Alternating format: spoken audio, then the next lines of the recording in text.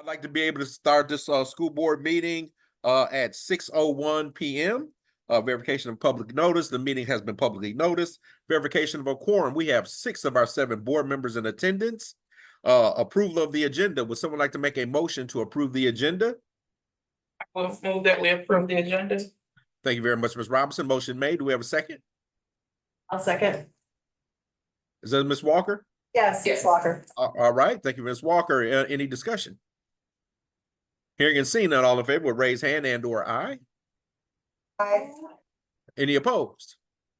Hearing and seeing none, motion carries 6-0.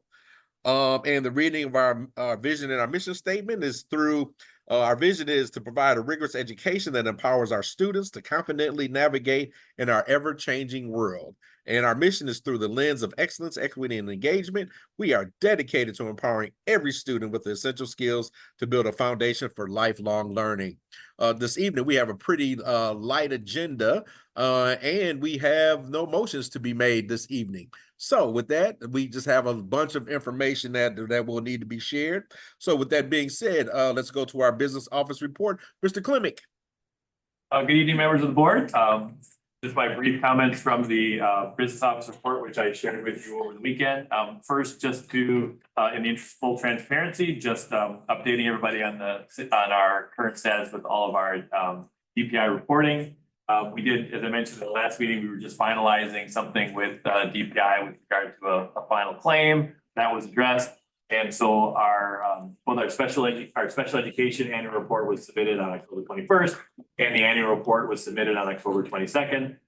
They're both pending DPI review. They're waiting. And the auditors have everything they need for the financial statements, which are being finalized, and they are due to DPI on December 15th. So we don't anticipate we'll have any issues with any of that.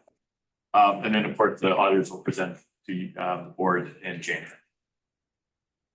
Then our cash flow line of credit closed on November 1st. So we completed that process. We have that $500,000 line of credit if needed.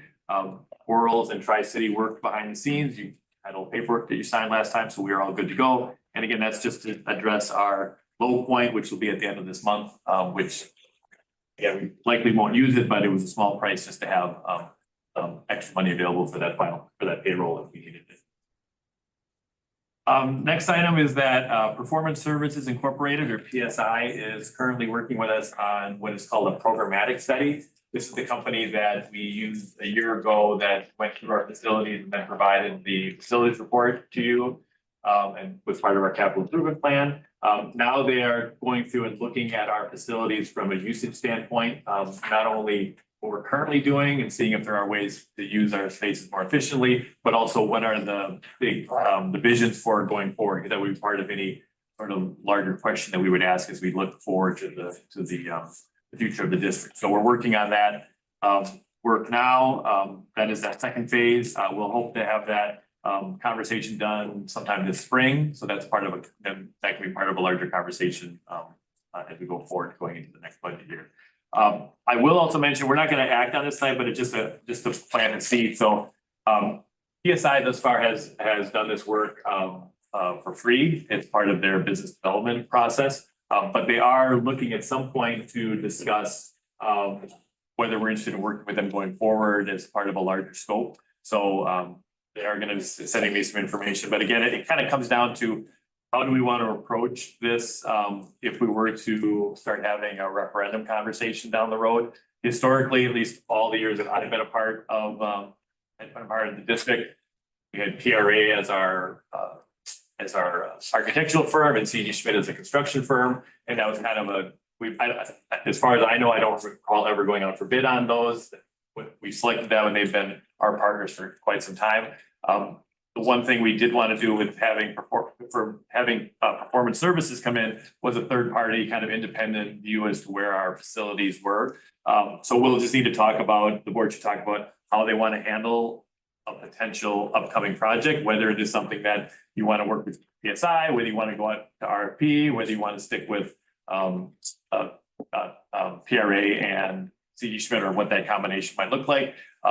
Just so everybody's on the same page going forward. I want to be fair to all the companies involved. So again, something for the board to discuss, and we can have that conversation at a later point in time.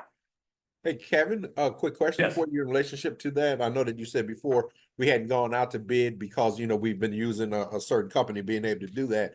Something of this magnitude, if we turn around and we go out for the referendum, do you think it'd probably be best practice to go out and send it out for bid? That certainly, I mean, there are a number of different, schools of thought, obviously, and that's something you'd have to do in advance. There, because any company that's gonna do the work leading up to a referendum, helping with all of the analysis and that, they're gonna wanna, have that all decided in advance. So if it's something that we're looking at, either going out for bid for either architectural or construction or both, and do a design build sort of thing, where one company is doing all of it. That's a conversation that we would want to have then, as a board, to decide how you wanted to approach that. Because then we would want to put that out there, whether you want to use an owner's rep. This is something we haven't done in the past. We kind of tried to manage those ourselves, but in hearing from some of my colleagues that have completed large scale renovations, specifically like Nicolay and Fox Point Bayside in the recent period of time, they've found a lot of success using owners reps, and certainly there is a best practice piece to that, because then now you have somebody that has that knowledge that's actually able to look for cost savings on the district. It is an added cost, but theoretically that should pay for itself. So this is a larger conversation, how we want to handle any future projects, what that looks like. And so that's, I guess, like I said, we can put that on the agenda at some point and have a discussion as to what the board's interest is.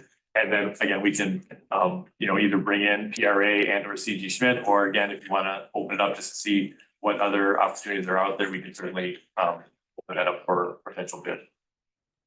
Okay, sounds good. So how much in advance do you think that we probably should do something like, let's say that we went out for a referendum for the 26-27 school year, right? Well, I think if you're talking about doing it in April of 2026, if that's the target, I mean, I don't know the exact timeline, but obviously those companies would want to be involved in that whole pre-referendum process. So if you're looking at, if you're looking at having a conversation next summer as to exactly what are we proposing, what is the, and again, it depends on if you're looking at large scale, a large scale construction project, like are we adding on, space and buildings, or are we looking at several years of smaller pieces that maybe can be done more piecemeal.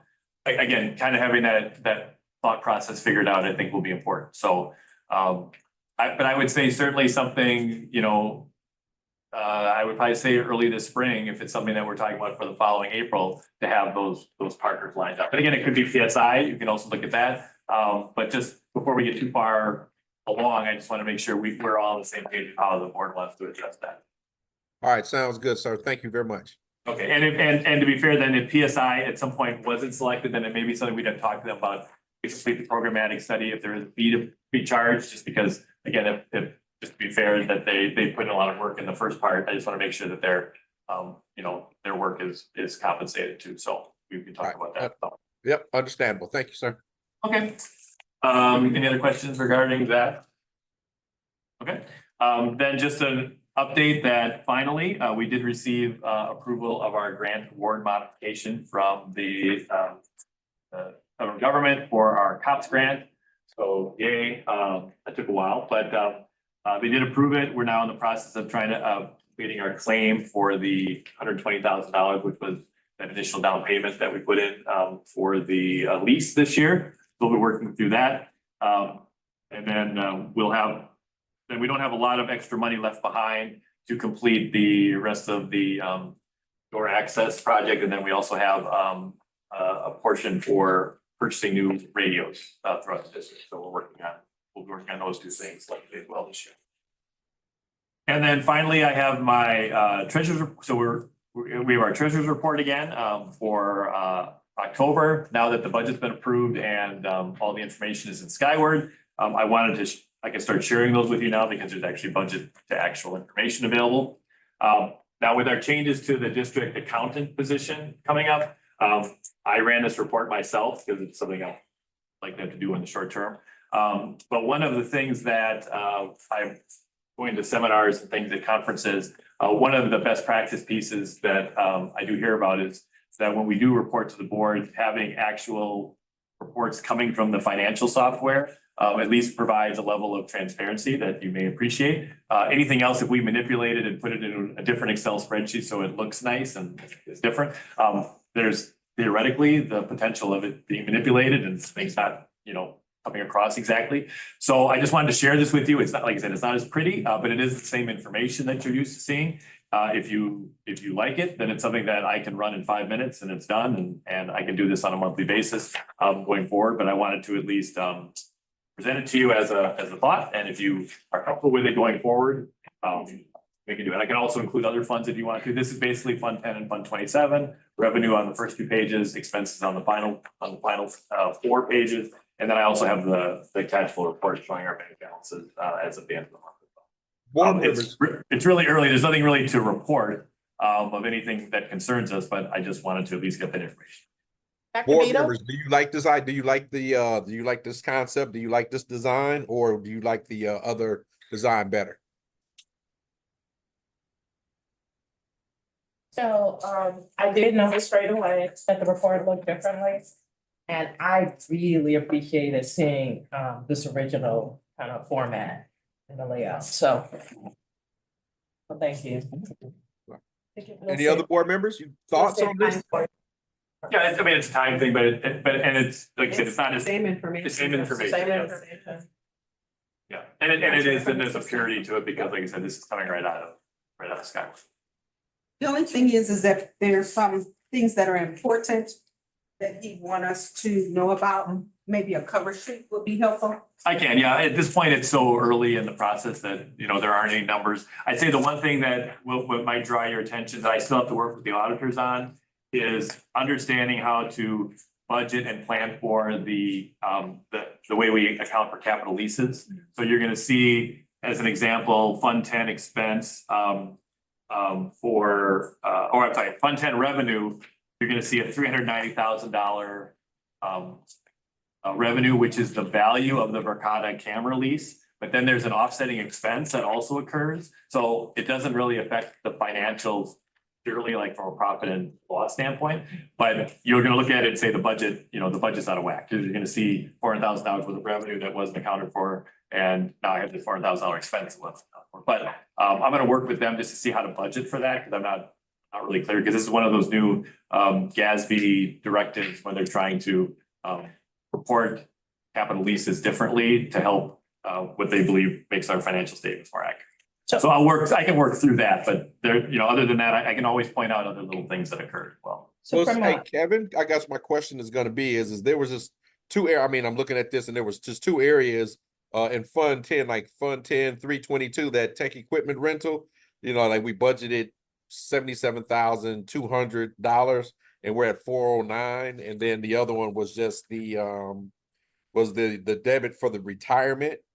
We budgeted 20 and we're at 181. So those are the only 2 that actually really caught my attention, just because of we're in the very beginning of the fiscal year relationship to that, and just kind of seeing where we're at from an expense. And I believe the 409 is part of that's part of that is coming from the Verkada camera lease and the payments we made. So again, and so I did put payments. I put the $180,000 that we paid for those for the first payments in the budget. It just may not be in the same line. So again, just working with the auditors, figure out where should it go, and I can move it then at some point and so that it looks more accurate.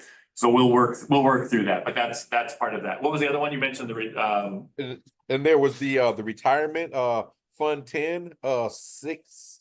Didn't put another number in it. Just says is the debt retirement, and I think we had an original budget of $20,000, and right now we're at $181,757. Oh, right, and again, that may be part of our leases too, because it's not only, I should qualify, the leases are not only the Verkada, but also the copiers are included in that. That's part of that calculation. So I will go through and double check that. That actually, this 181,000 might have been the payment for the Verkada, and the other thing might be the copier. So I can double check. Well, because it says It's debt retirement. It's debt retirement. It's debt. It's not retirement. It's okay, that's doing that. Okay, And so that's how they. retirement. It's under it's capital. It says debt retirement. It's all part of debt. It's not Oh, okay. our retirement payments for employees. That's different. so Okay, the yeah, all other right. one, The other one I would say is the non-capital equipment under 27, project 440.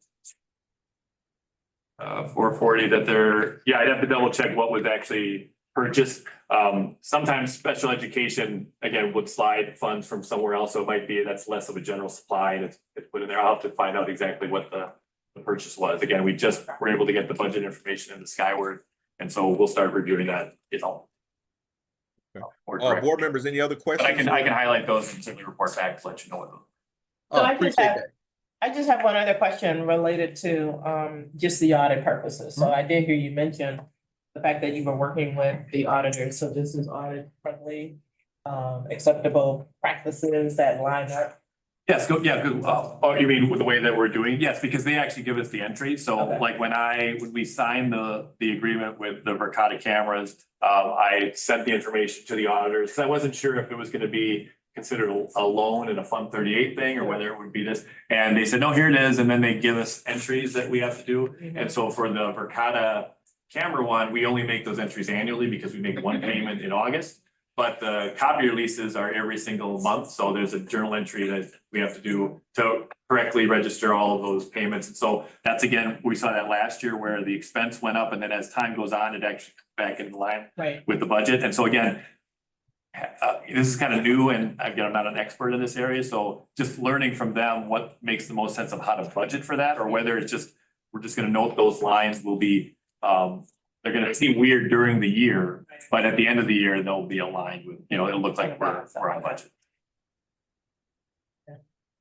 If that makes sense. Again, looking at the bottom lines, when you look at expenses, I mean, we're at, you know, for Fund 27 example, we're at 15.98% of what budgeted to date. We had 15.94 a year ago, you know, so we're like right on top. And up a little bit more in Fund 10. That's not necessarily a surprise because we have more staffing that's actually ongoing right now, and we had empty positions last year. So I expect to see that run a little higher than it did last year.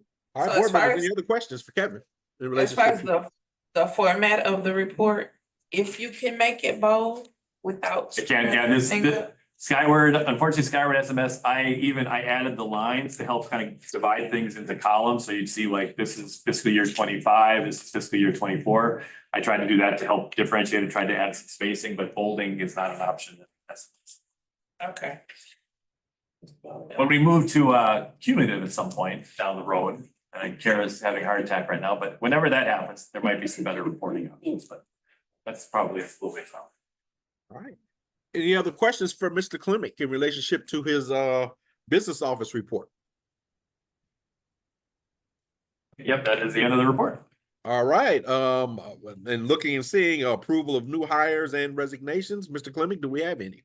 We have no, we will have a new hire next time. We did come to an agreement with a teacher to replace our early childhood teacher, but we're still working through that, but we'll have that for you. They're not starting until beginning of December, so we'll have that for you at the next meeting. But we have no resignation or hires. All I right. have a question, Dr. Beadle. Yes. Can we have an update on the Spanish teacher in the high school? Have we done our interviews and have an update on Dr. that? Cotton? I know that Ms. Brown had, she interviewed a candidate but did not find them to be satisfactory. We also have a student teacher that's over in the middle school. We were trying to see if they would come over. And that's what they're doing, Spanish. And so we were trying to see if they would come over and, you know, kind of work as they continue on with their coursework. I don't know if the person decided they could do that, wanted to do that, but we also have, we're looking at services too. As far as a company that would supply, and we'd have to supply a staff member into the classroom if we go that route, but I don't know what happened with the student teacher. Had you talked to her, Ms. Brown?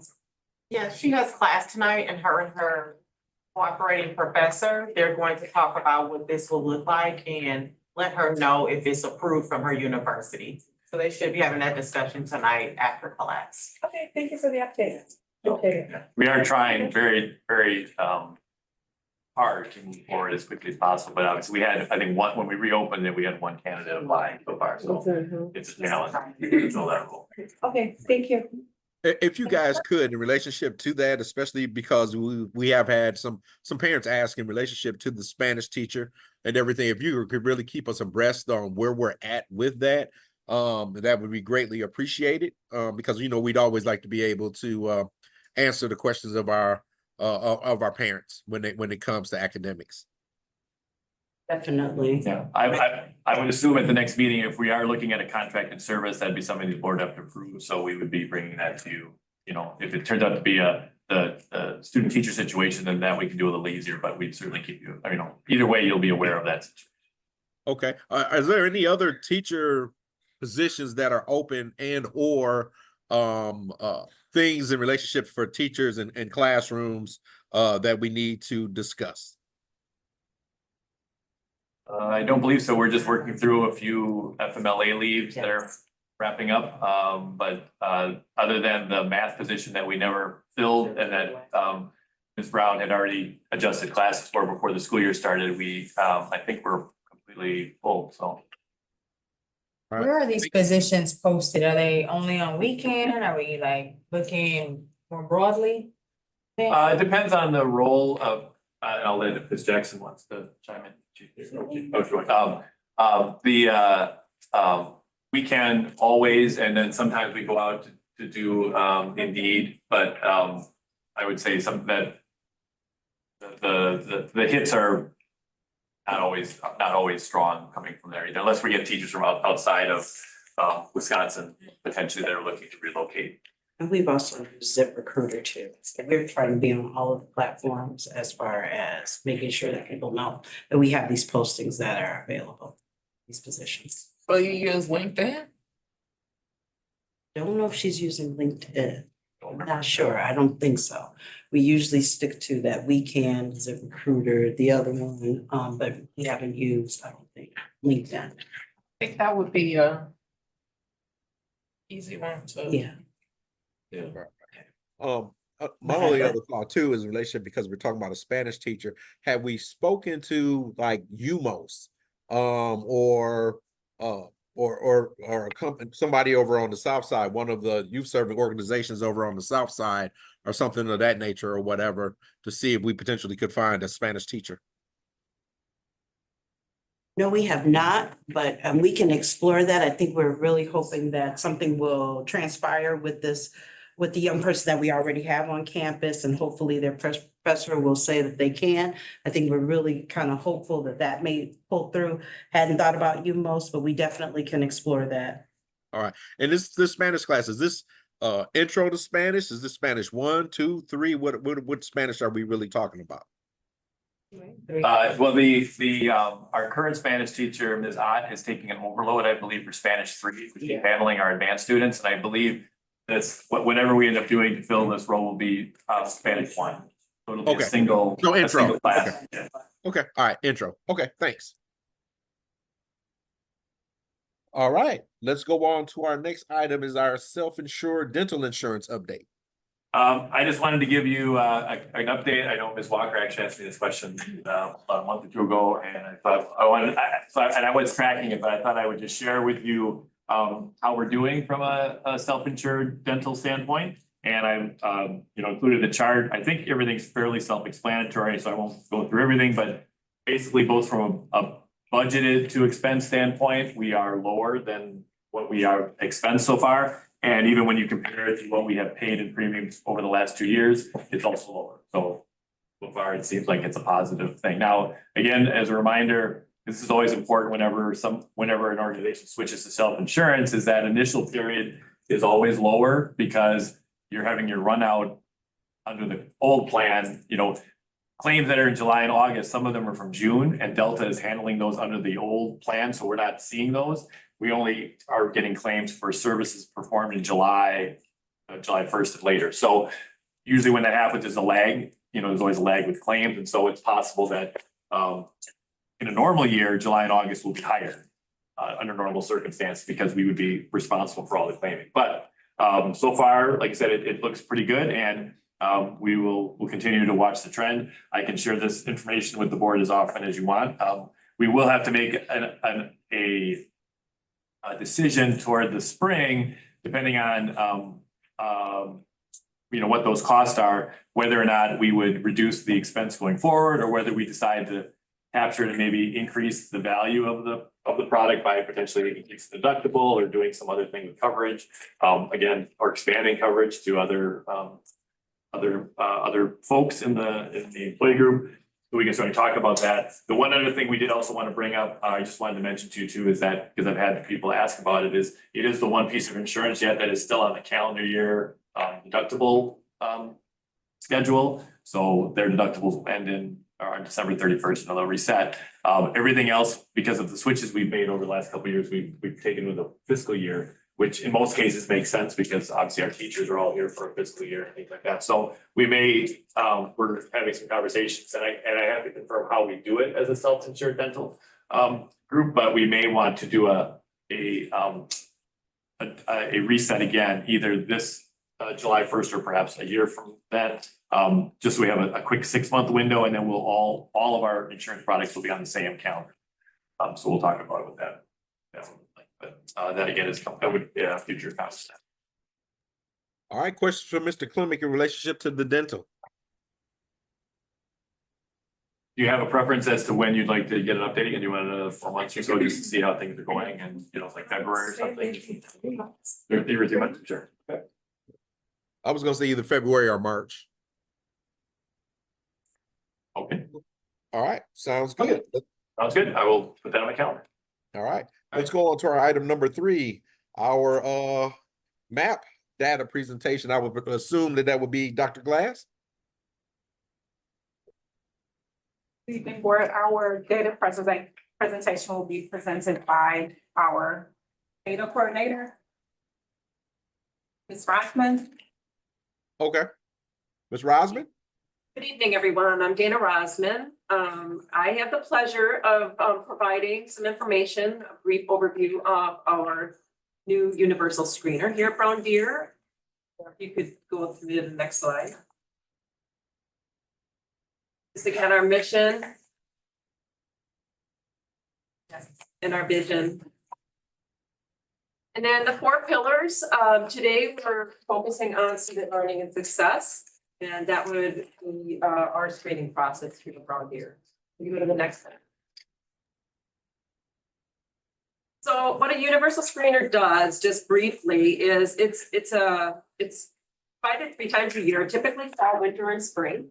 It's to identify students who may be at risk of poor learning outcomes, and it's to monitor students to see if they're growing at an appropriate level.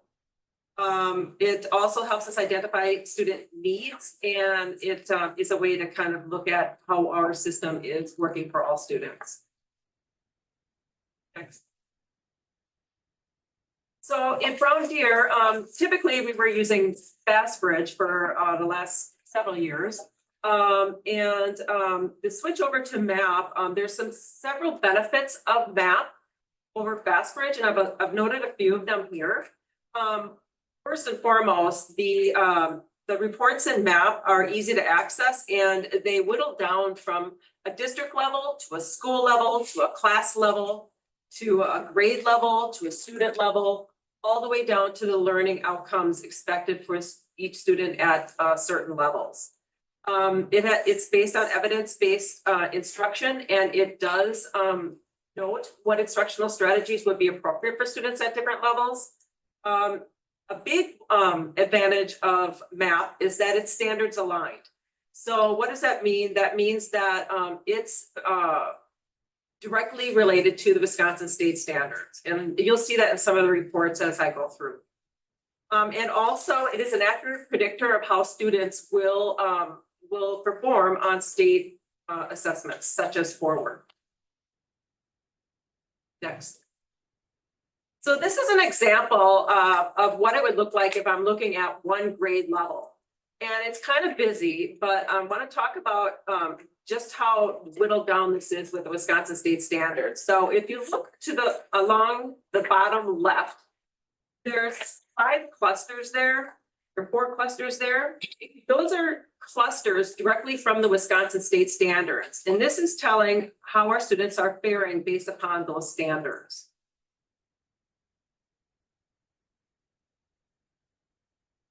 Next. This is a class profile. So this is showing a teacher how her students are performing that are right in front of her in her classroom. On the left, you can see the blue on the top are students that are they're above the 80 percentile.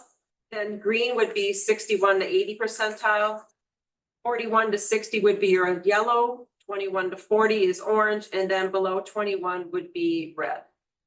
Ms. But these Robinson? are- Yes, All right, just a quick thing, in blue, would that be, green would be proficient and blue would be, advanced. advanced? So Mhm. I just want, just so everybody understands, I don't know if everybody's got an opportunity to ever deal with map testing and everything else like that, or how the grids go, but the blue would be advanced, the green would be proficient, and then yellow would be, average, and then the orange and the red are actually below. So just so that everybody kind of gets a really good understanding of what that looks like.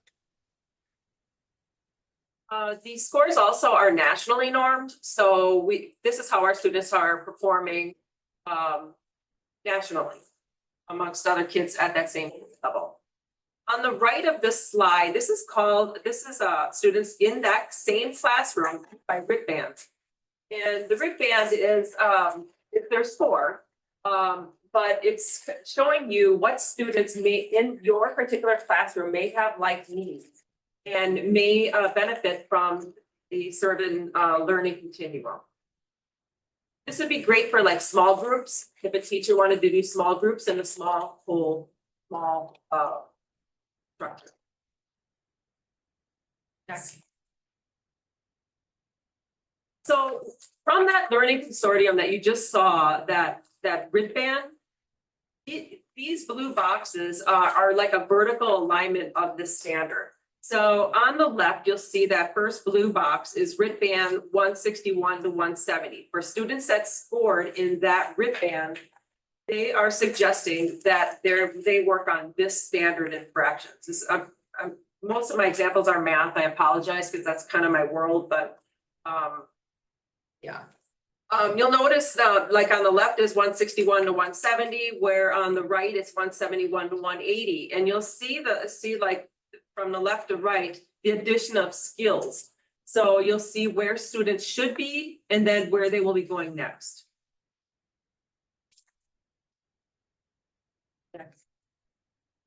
This is an example of a student profile report, and this is a nationally normed report aligned to state standards.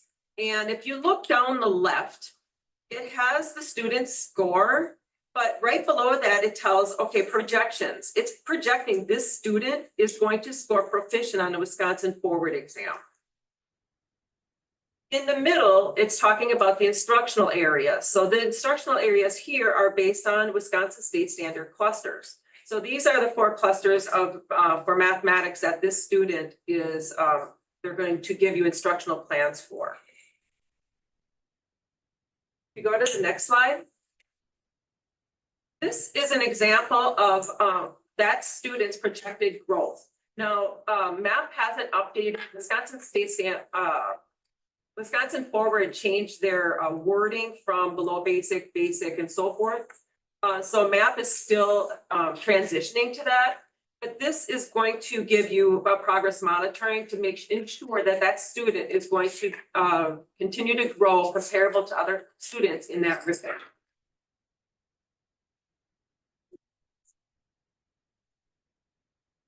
So this is the student profile instructional areas that are provided for this student in this RIT band.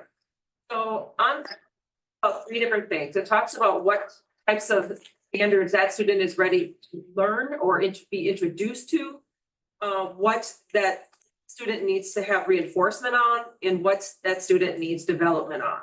And it's very specific, talking about what is done by standard. Next. So I started at the class level, and then I went to the, grade level, then I went to the class level, then I went to the student level. We're kind of going back up to the school level. So this is an example of BDE's baseline data from their fall assessment in mathematics. All students K-5 through 5th grade took the math assessment for mathematics. And you'll see it's broken down by school on the top, and then it's broken down by grade level going down the left. The colors are consistent throughout, so blue would be your advanced, green is proficient, and so forth. This slide that's showing here is their reading scores, and the only reason you see only 4th and 5th grades here is because of the state mandated Act 20. Stainer Ames Web it's mandated to be used for reading grades 4K up to 3rd grade. So only our 4th and 5th grade students took the reading map assessment.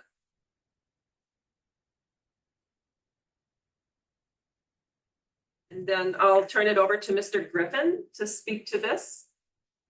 So at the elementary school, we're starting to analyze our data.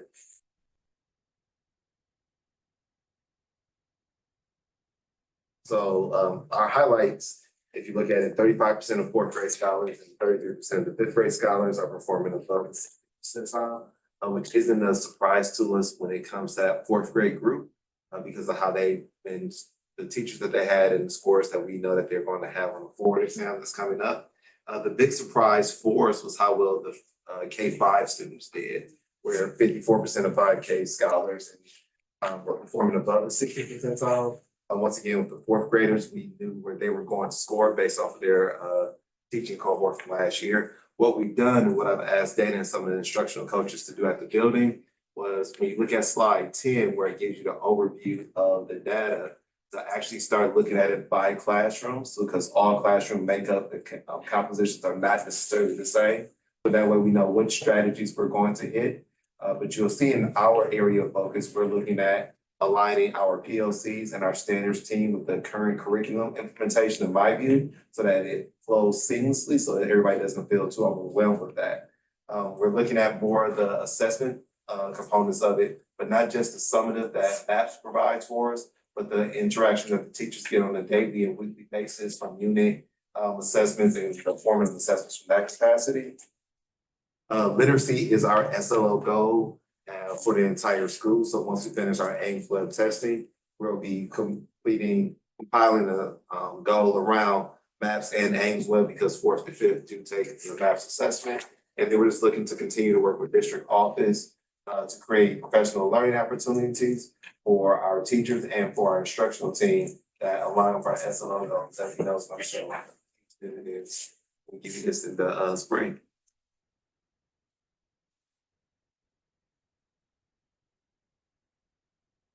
So moving on to middle school, we have some 5th graders that go up to middle school, so you see that those would be your 5th graders on the top. And then it's broken down on the top by middle high school. I can't really break down the school any different than that for the top, but we can break it down by grade level. So you see this is mathematics for grades 6, 7, and 8. And then the next slide would be your reading for 6th, 7th, and 8th.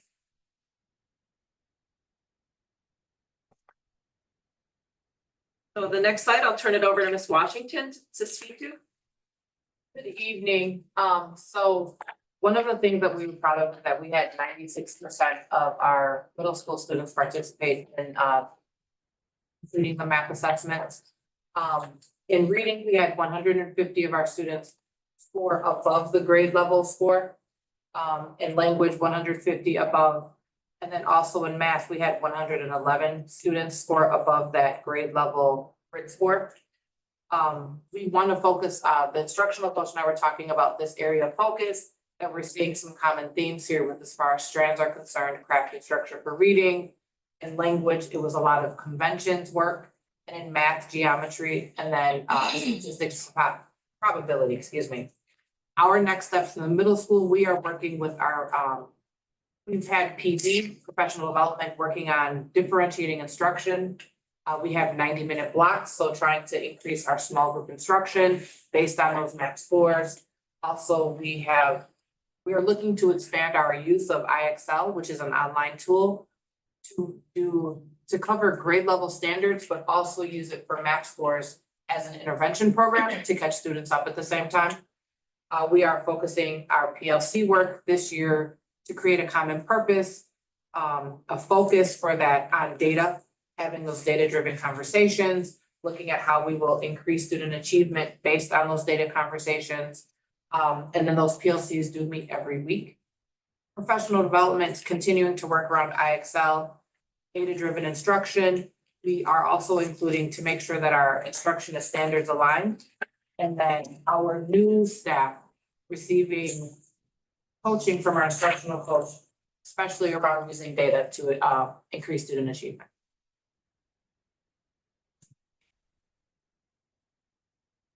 And then, last but not least, the high school, again, the top, that's your middle high school, data on the top. And then the grades 9, 10, 11, and 12 for mathematics.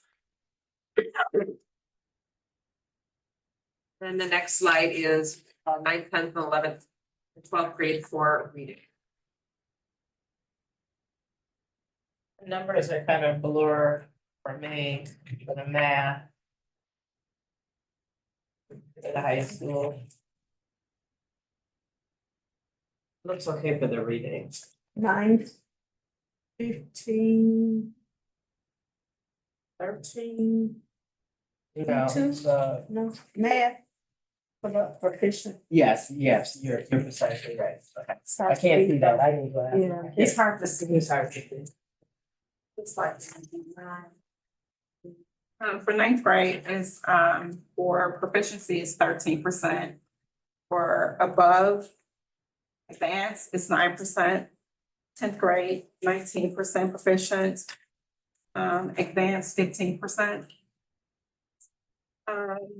Grade 11 looks like 16% proficient, with advanced students representing 12% advanced. And then for, So the advance is 12%, yes, ma'am. and then, And then for 12th grade, we have 22% proficient and 22% advanced. There's a total numbers for 9, 10. 12. Total number of students tested for, you have 104 for ninth grade, 111 for 10th grade, 118 for 11th grade, and then for 12th grade, 90. We only have 90 seniors this year. No, there are more than 90. oh, okay. Not all seniors take a math course.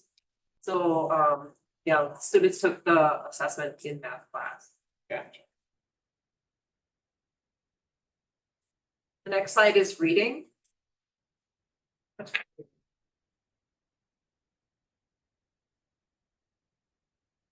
This slide, I'll turn it over to Ms. Brown.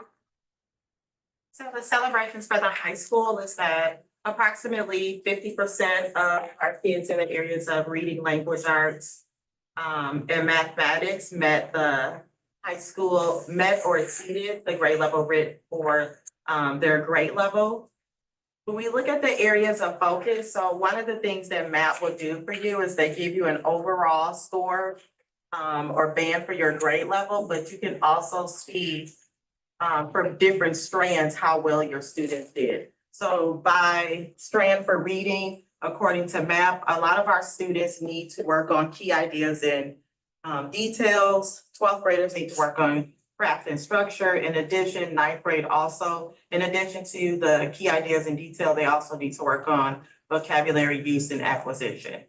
For language arts, we know that we need to focus on write, revise, text for purpose, and giving attention to our audience. For mathematics, our 9th graders need to work on real number system, and then 10th grade geometry, which is very applicable to what they do because most of the sophomores will take geometry for their 10th grade year. And then 11th and 12th graders, they need to work on real and complex number systems. So what can we do to continuously improve and grow our students at the high school? This is to realign our math, ELA, and social studies curriculum to match the state standards. We also identify priority standards and ACT standards within our scope and sequence. So by grade, we know which particular standards for ACT our students need to work on and which skills they also need to have reinforced to make sure that they meet or exceed our ACT goal for the school year. We want to strengthen our PLC. One way that we have already started to do that is our core content area teachers have common planning time. In that common planning time, they are able to plan together, review data, and make those changes in their daily or unit instruction. We are providing professional development on data-driven planning that has already started on our last TL day. We incorporate map data in planning for all students. Map data is also put in IXL. So we have our map testing 3 times a year, but we can use IXL to monitor. So if we're focusing on key ideas in detail, we can assign those standards in IXL and we can continuously monitor if the students are making growth in those particular strands. And then we also, like I said, we use IXL to monitor skill development identified by MAP for their ACT plan. And that is the update from high school. So there's IXL in reading and math. Correct. Okay. Thank you. And ACT. Well, when's the next time this test will get administered? It looks like this was administered in the fall. For MAP, we do fall, winter, and so there's a window, but for the high school, we are going to assess in December for our winter assessment, and then we'll do it one more time in the spring, and for the high school, we're going to test in April.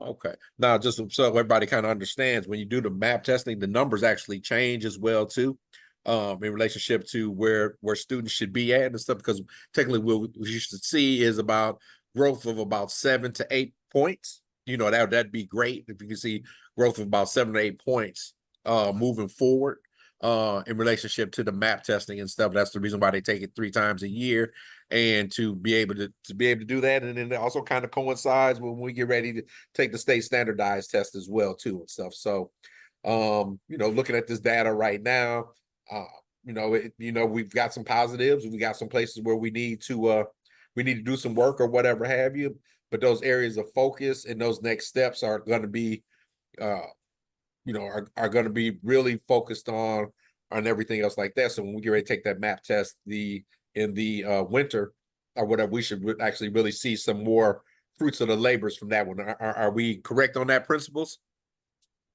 Yes. Yeah. Can I just ask a couple questions about this? So first of all, hooray, I appreciate all the efforts that folks are putting into this, and I celebrate with the celebrations, okay?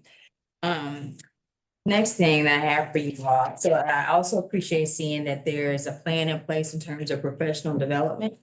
My question for you is, what is the level of accountability for staff once PD has been administered? So what are next steps for holding people accountable for implementing what they have learned? So I'll open the floor for that, and then I'll ask my last question. I would say. No, go ahead. Everybody, have at it. I would say that we have at least a 3-tier system for accountability. The first tier would be for us coming together and discussing best practices for the work as a team of instructional leaders. From there, each one of the principals, they have instructional team meetings that include their coaches, where they design a plan for their staff. The coaches support them within their embedded PD. So the work that they discuss here today per grade level, that's where that accountability is. That's where it begins. In addition to that, this week, Thursday, we will start our walkthrough, where we are actually going into classrooms and getting our baseline feedback to where teachers are. That'll help us know where we're strong as an organization and where we need support. that walkthrough data will also drive future PDs, so on PO days, because it'll let us know what those people need for that growth. And I think that when you hear Ms. Brown and the other principals talk about MAP being aligned to students' personal data, that is also a measure of impact, their individual plans. Principals, if you want to chime in. Just to reinforce what Dr. Glass is saying, specifically at the high school, when you talk about the accountability piece, the entire school has an SLO and PPG. They're part of their evaluation that speaks to the growth that we need to make. Another level of accountability that we have is in those common planning times. They are required to bring the data from their ongoing assessments to talk about what do they see in the data, what else are we going to do to improve those scores.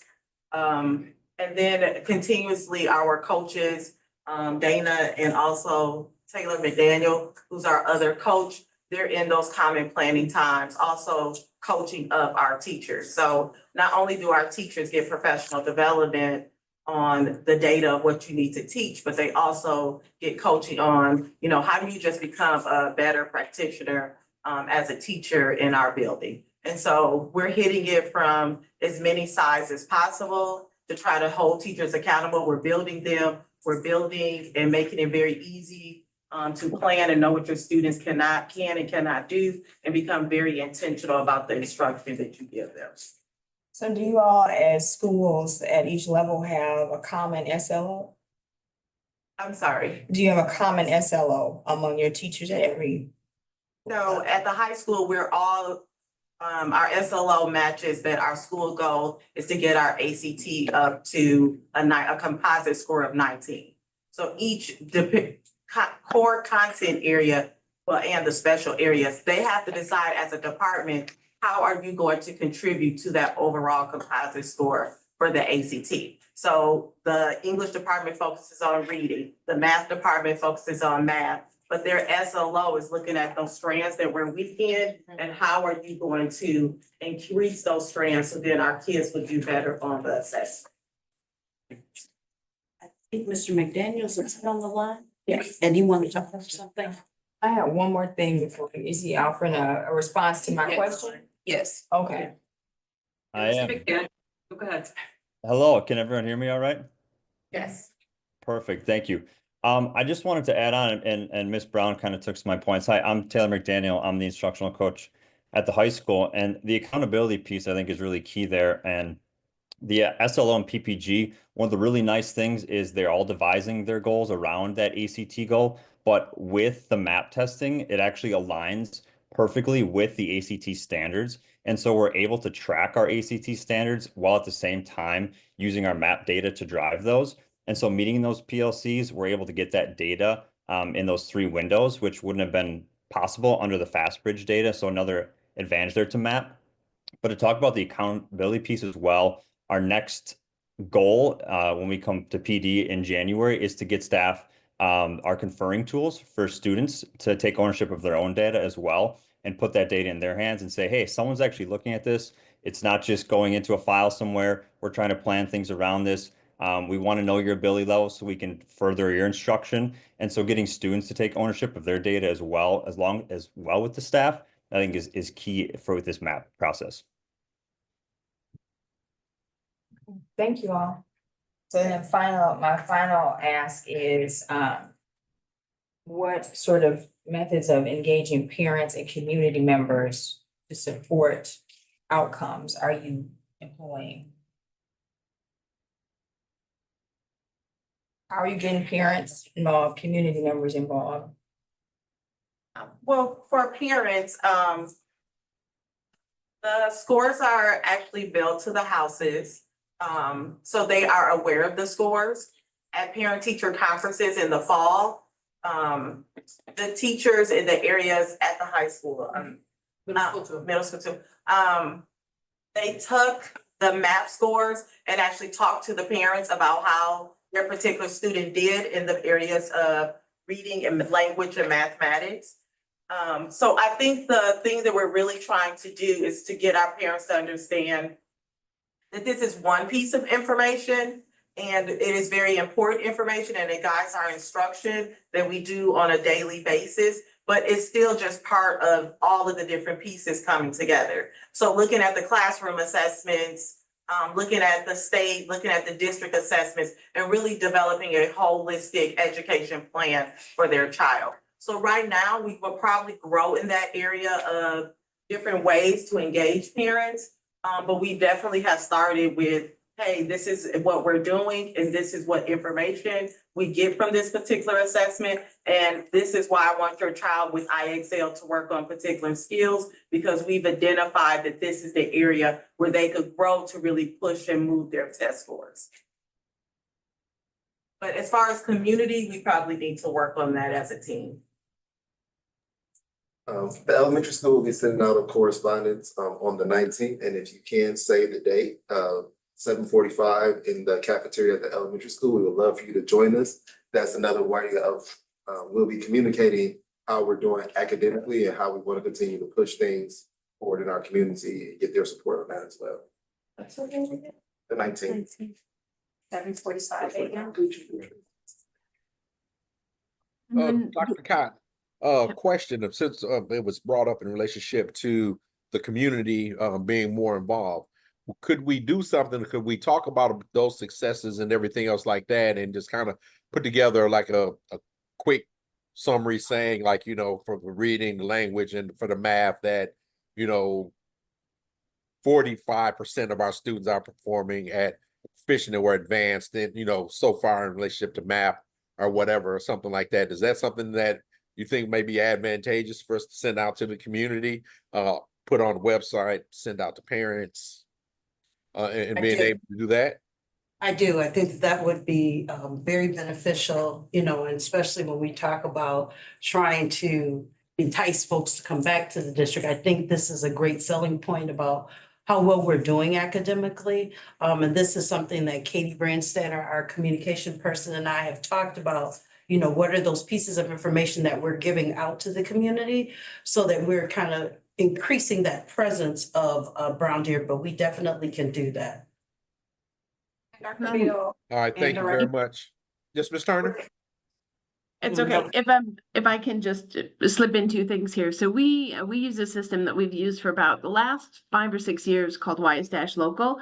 This is something that's near and dear to Dana's and my heart, but there is a parent component that will allow parents to do that. And this is a discussion that we have internally in our team with Andy, myself, and Dana in regards to how we can get parents out. So this is there's a dashboard that parents can use to have access, and this is one of the strategies that we're going to try and use to let parents be able to see how their children have performed over time. Again, just another measure there. And then there's also a student dashboard just for students so that they can see where they are, and it's college and career readiness dashboard, so it'll show them how they're tracking. They can do their goal setting in there. So say, like, if I want to go to a 4-year university, then how do I know, am I on track? And then it'll let them know, like, you're in the red. Like, if you want to go to UW-Madison and you have a 2.3, yeah, you know, so here's what we got to do, right? So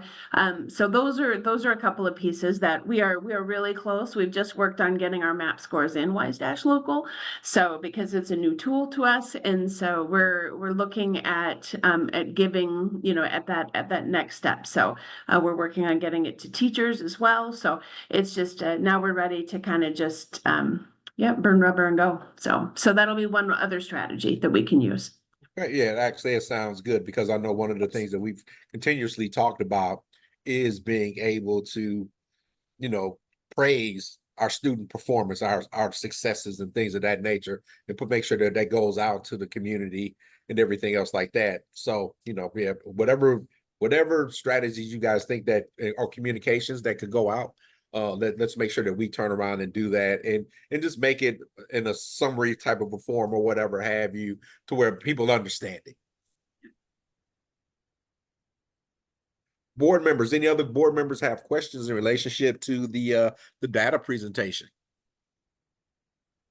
Did you have another point? Yeah, I was, just want to discuss, thank you, Director Robertson. I just wanted to discuss that would it be better for us to post data or communicate with parents once we got a comparative set of data? So right now, this is baseline, baseline in every sense of the word, because when we did FastBridge, it was not standards aligned. FastBridge was not an adjusted assessment. Adjusted means that if a student gets a particular question correct, it levels them up. If they get it incorrect, it levels them down.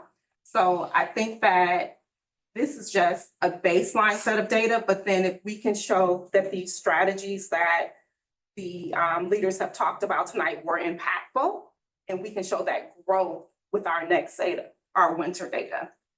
So, and we are looking to have an assessment tab put on the district website to help bring people in.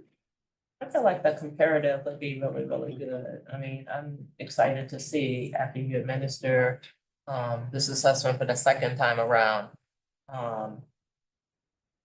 The information that got presented tonight compared to the information that you get after the assessment is administered would be something I'd be interested in seeing, but it's just. We're looking for it to be impactful. This is the first time where we actually have IXL aligned to this, this standardized data. So. And then we can also look at, too, how well you're doing in the areas of focus and, the implementation of those next steps, right? There could be some tweaking based on the outcome or based on the assessment scores of that second exam.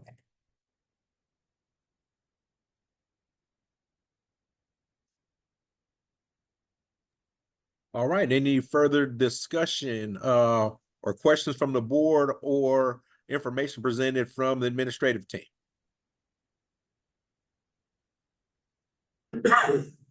All right, well, thank you very much. Let's go on to our next item, which is our Wisconsin State Educator Convention, which will be held January 22nd to the 24th. Board members, as you know, we really always try to show in force to make sure that we all try to attend the state convention. If you'd like to be able to go, talk to Ms. Ross, let Ms. Ross know.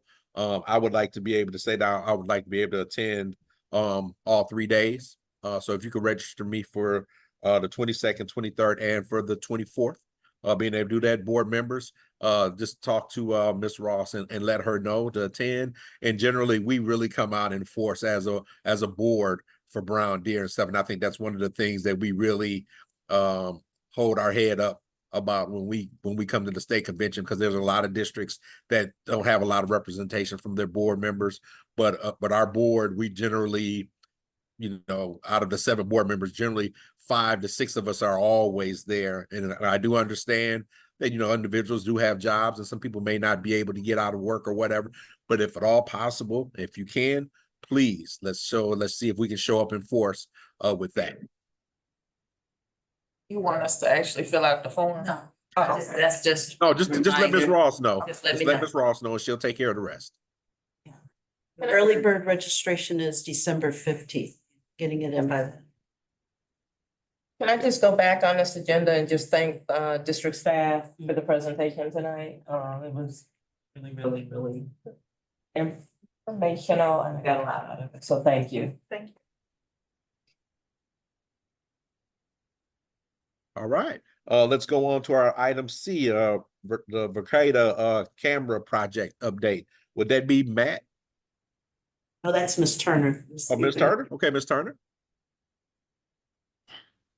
That is me. All right. I think you can see the screen here. And so I just I'm not going to speak to anything more than the kind of the executive summary, but we're cooking along here. Where we actually had a call today at 10 o'clock this morning, and we are running ahead of schedule. So So there's a little caveat to that. For some reason, they kind of completed the elementary school, and I don't know if it's just easier because they're not in the hallways. So they're actually ahead here. So the outdoors is all complete.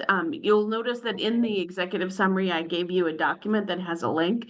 If you're signed in to your Brown Deer account on your phone or your device, you'll be able to access that, and you'll be able to see kind of the project tasks as they exist, as well as our milestones that we're reaching. And this is what I take and kind of summarize from our 10 o'clock calls and just things as we're going along. But they have been today, I believe it was as of today, they finished, or yesterday, they finished the elementary school in completion. So all the outdoor cameras are hung, the elementary school is completed, and we are looking to, I think they're gonna begin working on the downstairs cameras, and then I need to coordinate with Ms. Brown to find a time for them to get into the gymnasium with a lift, and that'll be an all-day thing. But they need, as you know, how tall those ceilings are. They're gonna rent a special lift that can get them up there. But obviously, you don't want students or things in going on in there. So that's going to create one little hiccup there, but we're going to hope to do that maybe during the week of Thanksgiving. And they truly believe that they'll be done with the entire project the week of Thanksgiving. So then what we'll do is we'll spend the next couple of weeks then after that, in the beginning of December, to just kind of make those final adjustments to the camera views, work on getting principals and all camera users trained in how to use the device, use them and the systems. But we're just motoring along here, and so principals and with the exception of the building admin assistants, everybody has been sent an invitation to join Verkada and get into the cameras and start poking around and seeing how things work. And we're working on making sure that their questions are answered. The big thing is to get in there and play, learn how to use it a little bit, and ask some, prepare some questions so that our training can be a little bit more meaningful. But that's about it. Yeah. Board members, questions for Ms. Turner in relationship to our camera update. I mean, man, it seems as though they're trying to get this thing done pretty quickly.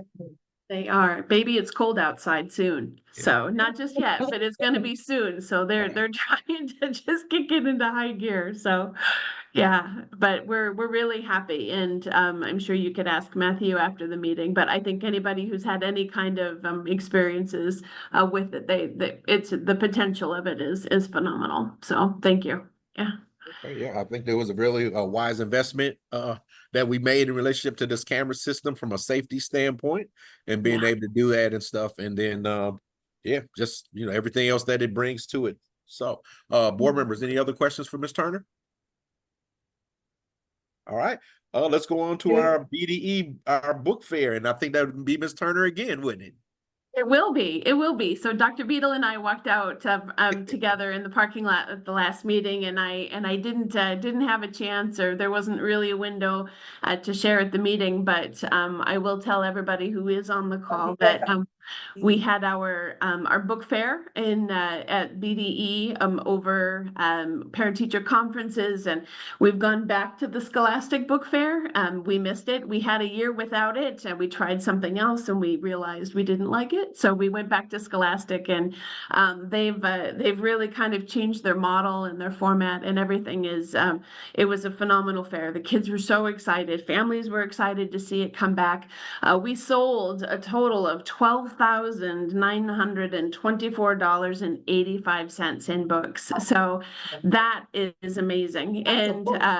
And if you go through those sales in there, and the kids, I just, and even we had a librarian who was down, and I was in the library for a couple of days, and man, those bags of pennies, I'm telling you, but it's great. And they're so excited. And the good thing is because we exceeded our sales, what we'll get to have is a buy one, get one fair in the spring. And so that'll be in May, and that's what everybody wants is the BOGO. And so what we do with Scholastic is we're very fortunate in this state that we have common school funds to buy books, but some states do not have those funds. So for a lot of libraries, they take a gross profit from the book fair. We don't. We take Scholastic dollars, and what we have done in the past is we've given that profit through purchases through for teachers, so they have gift cards to purchase things at the spring fair. We also give them we've also used it to buy bookshelves and furniture. We have an abundance of littles and now little books, so we buy some furniture with that. So, but the Scholastic dollars profit for this year was for this sale was just shy of $6,000, which is great. So, and all of that profit goes right back into the school and to the kids. So, and I thank Mrs. Jones and Ms. Albrecht for running it and yeah, I'm not the same way. I think this is about my 23rd book fair that I've ever run by myself, kind of. So it's good. It's good, and the kids were super happy to have it. But we look forward to fall, or to the next spring fair, and we'll let the board know when that is. But it's the last week in May, I believe. So. Man, it was so wonderful. I know that and talking to Cara, and then I know me and Dr. Cotton, we walked through, and then I came back in the second day and everything like that and stuff. And you just saw so many of our kids that were there with their parents and purchasing books and everything else like that. And it was wonderful. It was wonderful. So board members, you get that opportunity.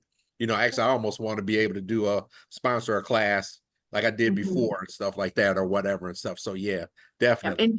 And teachers do have their wish lists, and that the BOGO is a great time to do that. So teachers have classroom wish lists that you can buy those things, and maybe that's something if we this one crept up really quick. So maybe we can be a little more thoughtful and we can share that out with how they do, because now it's all online. So all their wish lists are online. So we can share that out. So if anybody was feeling overly generous, we can make sure that happens. So. All right. Got you again, Cara. Okay. All right. Thank you very much for allowing me to share. All right. All right. Board members, questions or anything that you'd like to say in relationship to the book fair? Yes. So what would be the average cost to sponsor a class?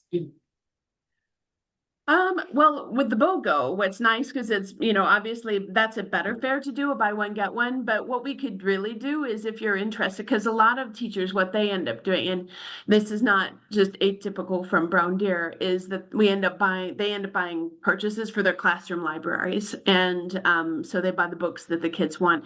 What I have, it depends. So some of the teachers don't bother to fill out wish lists, but others do and promote it. So we can work really hard, to do that. But an average paperback is probably about $5, for like a nice, quick read that some of the kiddos like. And then we have, all the way up to like hardcovers, like The Diary of a Wimpy Kid. Those are about $13 and stuff like that. So, so you can, but we can ask teachers to fill out wish lists. And one of the things that I've done in the past is teachers who have bothered to do that, then what I do is then I just buy their wish list for them, and they're like overwhelmed. We've had tears before. So, but we just really appreciate, teachers trying to do that. And sometimes parents buy it and they can do a donation and stuff. So, but I think, what a great thing to do would be is like just kind of come up with an amount and just say, I'm going to throw $50 at it, and you'd be amazed what you could buy, even with $25, you can make some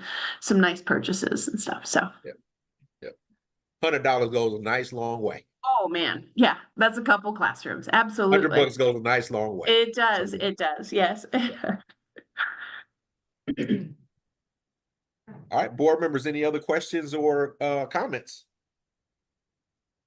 All right, let's go on to our next item. And Cara, you and your team make great job again. Like I said before, wonderful job. Thank you. I will pass that on, Dr. Beadle. They love you. It's good. All right.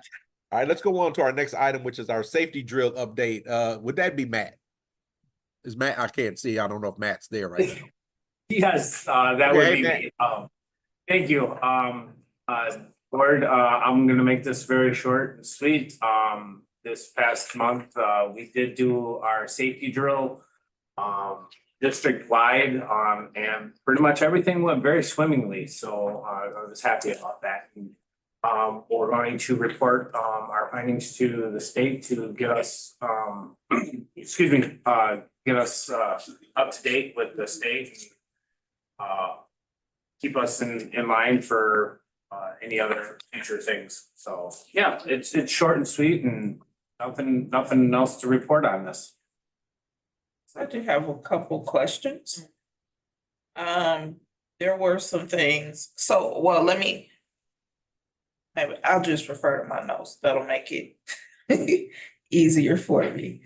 I guess one of the main things that I want to know is because there were some issues that were noticed during the drills, what progress has been made to rectify those issues? But right after the drill, we made sure, because think of it, that drill is just nothing more than practice. So for us, seeing that we had some things that we needed to work on were okay. We asked that all of the building leaders met with their staff to discuss that so that they could make corrections in real time. Mr. Russ and I have talked about, we're gonna run some additional drills just to make sure that we have practice in those areas. And even like some logistical things like doors locking and things like that. Have those things been fixed, or what's the timeline for getting those fixed?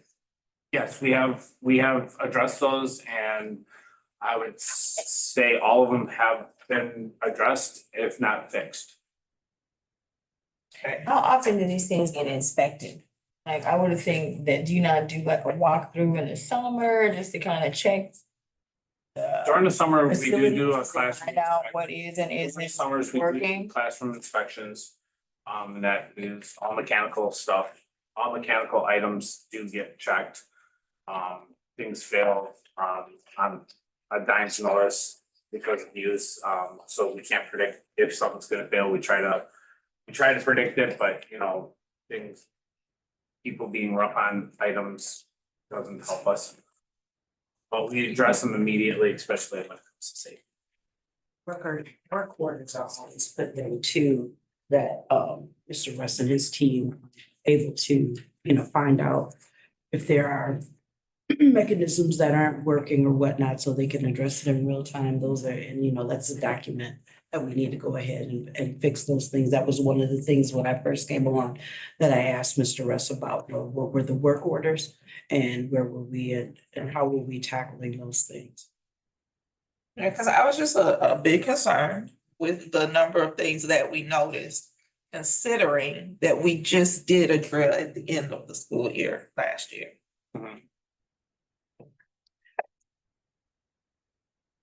We needed to do that though, because we had a certain number, right, that we were supposed to get done. Well, yeah, but since it had just happened at the end of the year, I was surprised that so many things came up in that shorter span of time. And did we not notice them before, or they just weren't there before? Things, like I said, things do get used a lot during the beginning parts of the year. And, what I could check this week on something and next week it could be broken because someone pulled on it, someone tugged it, someone did something. So it's a continuous action that we are doing. But yes, like during winter break, we do kind of like another semi inspection. So we go around and try to determine what we need to fix while there's no staff or students in buildings. So we take advantage of those timeframes to do major repairs or minor repairs that my staff can do while there's no one. I'm glad the drills get done, cause I do AED drills, and every time you get a new group, you get different, things that you have to work on, so I'm just really happy that those drills are getting done, because that's how the kids learn, the staff learn. So that if there was a real situation, that we are prepared for it. And then I have another question, from a logistical standpoint on the reports. They're all referred to something different, or even the type of drill is different for each school. is that intentional or do we just not have consistency across the buildings? We have this, we ran the type of drill, trying to kind of talk in focus here, public listening. But we ran the type of drill and then the middle and the high school ran a separate one, which was just okay for this one. We had kind of thought we had settled on one and then, BDE did the drill that they did and the middle high school did the one that they did. But it was all the same day across the board. And it helped us judge two different systems. I happened to go down to the BDE and saw their drill in real time and how they responded. And then Mr. Russ and I think Mr. Cummings were up at the middle high school when they were happening. We were all supposed to do one, but they kind of moved in a different direction. And that was just our wires kind of got crossed in what we had said in one meeting we were going to do. And it kind of split, but we considered it okay because it was still a drill. We still needed to practice. And from that, as you saw in the reports, there's some things that we need. And I just want to input too, because I've been in BDE, I've been in the middle high school when the actual lockdowns happen. And what you see in an actual lockdown is people, staff, they come together, they keep kids safe. And so when you see a drill, if you would think of it being real, think of it being double what you see on this paper, because people move way different when things are real. I know that's bad, but that really is how it is. The action is there. And so again, I'm just really happy that the drills are being run, and I hope you do run more drills than what is required, because we've had so many things happen in our neighborhood or across the street that affects our schools. You have a commitment from us, Mr. Russ and I were talking about that, when we were gonna run the next one, just based off of the information that we got from this one. But this information that we shared with you is what we're going to submit up to the Office of School Safety in the Wisconsin Department of Justice, because you have to log a drill with them. And so this drill that we conducted for all three schools will suffice for that and show us to be in compliance with the state. And we did it early enough, just in case, because it all has to be submitted by January 1. So we still have time in case we want to do another one, and we want to submit that one, we still have enough time.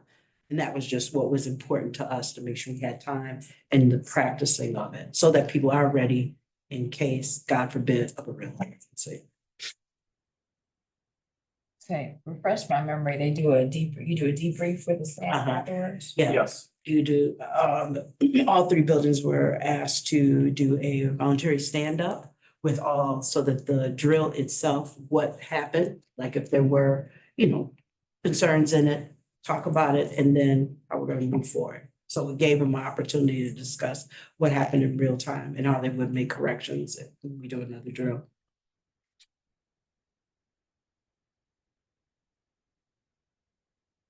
All right, any further questions in relationship to our safety drill update? I know that there's a lot of things that we cannot speak about, because we definitely want to be able to keep our staff and our students and our grounds safe. So I know there's some things that we definitely cannot talk about. But again, I really like the idea of us actually running more safety drills than the state says that we need to do, and being able to do that in principles, because I know that you guys are there, and administrative team and stuff, making sure that, we consistently and constantly talk to our students about safety, as well as our staff about safety, and what do we do in emergency situations and in crisis situations and things of that nature. As we always say, it's better to be safe than sorry.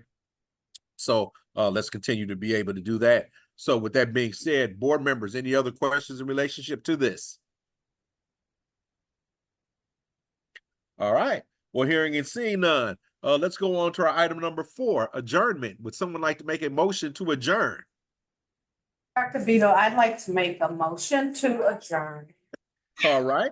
We have a motion. Do we have a second? Go ahead. I'll second. Sharonda. All right. Thank you very much, Ms. Farrington. Motion has been made and seconded. All in favor would raise hand and or aye. Any opposed? Hearing and seeing none, motion carries unanimously 7-0. Thank you everyone for taking time out to be at this Brown Deer School Board meeting this evening. Enjoy the remainder of your evening and have an even greater week. Thank you so much. And we will see each other soon. Thank you. I call this meeting adjourned at 7:26 p.m. Good night. Good night, everyone.